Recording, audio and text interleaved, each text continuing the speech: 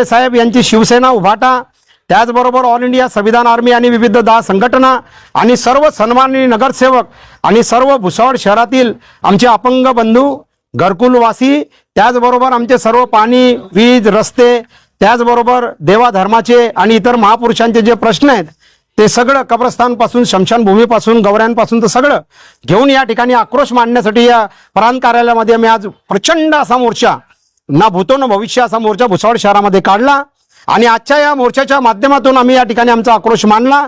त्या ठिकाणी आम्ही सर्वांनी ठिय्या मांडला। त्या ठिकाणी आम्ही सांगितले की जोपर्यंत कलेक्टरशी बोलणं होत नाही, कलेक्टर इथे येत नाही, तोपर्यंत आम्ही इथून हलणार नाही। संबंधित महसूल खात्याच्या अधिकाऱ्यांनी पोलीस प्रशासनाच्या सहमतीने त्या ठिकाणी जळगावला कलेक्टर साहेबांची या ठिकाणी जे आहे संपर्क साधला।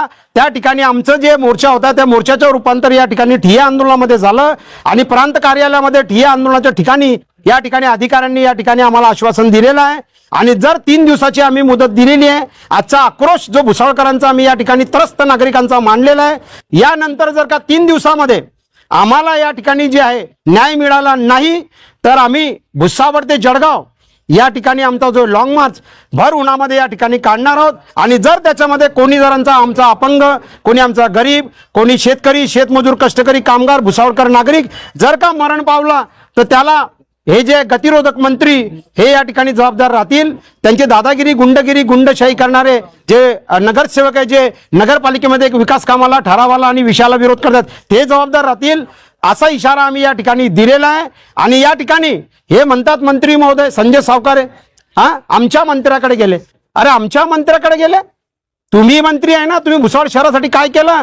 भुसावळ शहराचा उलट विकासाच्या संदर्भात जे माननीय भुसावळ नगरीची शान शिल्पकार संतोष भाऊ चौधरी यांच्या माध्यमातून, एक नारी सप्पे भारी गायत्रीताई भंगाडे यांच्या माध्यमातून भुसावळ नगरपालिकेमध्ये जे आम्ही विकासाचे ठरावाचे प्रश्न मांडतोय, जे विषय मांडतोय, त्याला तुम्ही या ठिकाणी मंत्री म्हणून, आमदार म्हणून तुमचा कुठल्याही 1 रुपयाचा त्या ठिकाणी जे फंड आम्हाला या भुसावळ नगरपालिकेला, भुसावळ नागरिकांना न देता, विकासाला न देता, तुमची पॉवर न वापरता उलट तुम्ही अशी भाषा वापरता। आम्ही विकासासाठी मंत्र्याकडे गेलो होतो, उलट तुम्ही अशी भाषा वापरता की आमच्या मंत्र्याकडे कशासाठी गेले? अरे तुम्ही उलट असं म्हणायला पाहिजे होतं की या ठिकाणी जे आहे संतोष भाऊ चौधरी तुम्ही भुसावळ शहराचा विकास करताय, तुमच्यामुळे मी आमदार झालो, मंत्री झालो आणि माझं मंत्रीपद जे आहे तुमच्या आशीर्वादाने मिळालं, घ्या हे संपूर्ण जे आहे मी तुम्हाला देऊन टाकतो। पण तुम्ही तसे तर मोठे काही मन ठेवलं नाही।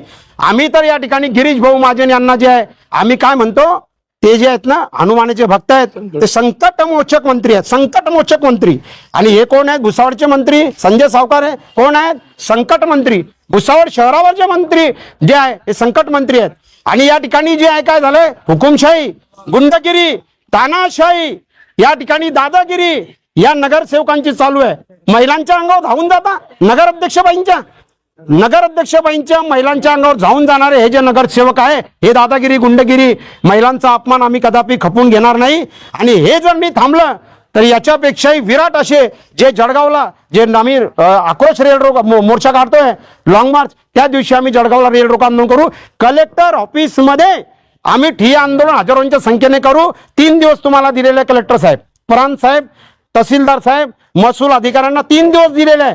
3 दिवसामध्ये जो आमचा जो विषय आहे, जो यांनी विरोध केलेला आहे 308 नुसार तो मार्गी लावा। आणि या ठिकाणी जे तेही आमच्या फेवरमध्ये सत्तेचा पूर्णपणे यांचा जो काही दबाव आहे, हे दबाव तंत्र सुरू आहे मंत्र्यांचं, नगरसेवकांचं, या दबावाला बळी न पडता आमच्या बाजूने जे जनहिताचे ठराव आम्ही घेतले, जे विकासाचे ठराव घेतलेले आहे, विकास को किसकी हिम्मत है विकास को रोक दे? संतोष भाऊ चौधरी के विकास के रथ को रोक दे? कोई मायकालाल पैदा नहीं हुआ। जय तापी, जय भुसावळ।